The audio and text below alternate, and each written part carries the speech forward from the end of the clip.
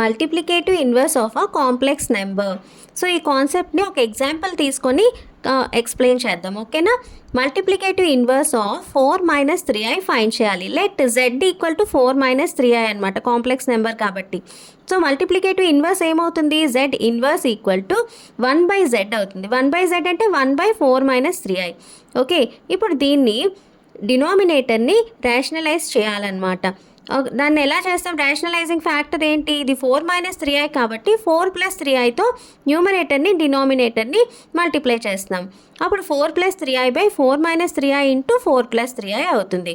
ఇప్పుడు అది 4 + 3i ఇది ఎలా ఉంది formula? a - ib into a + ib. దానికి ఫార్ములా మనకి ఏంటి? a² + b². a - ib into a + ib equal to a² + b². a 4 కాబట్టి 4² ప్లస్ b 3 కాబట్టి 3². ఓకేనా? So 4 + 3i/16 + 9 25. That is 4/25 + 3/25i. ఓకేనా?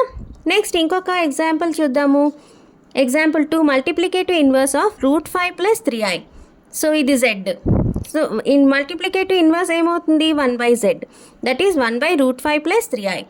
ఇప్పుడు మళ్ళీ రేషనలైజింగ్ చేస్తే √5 - 3iతో multiply and divide. That is √5 - 3i/√5 + 3i into √5 - 3i. That is √5² + 3² డినామినేటర్లో. అప్పుడు √5 - 3i/5 + 9. ఓకేనా? That is equal to √5 - 3i/14. √5/14 - 3/14i. ఇలా చేయాలన్నమాట. ఓకేనా?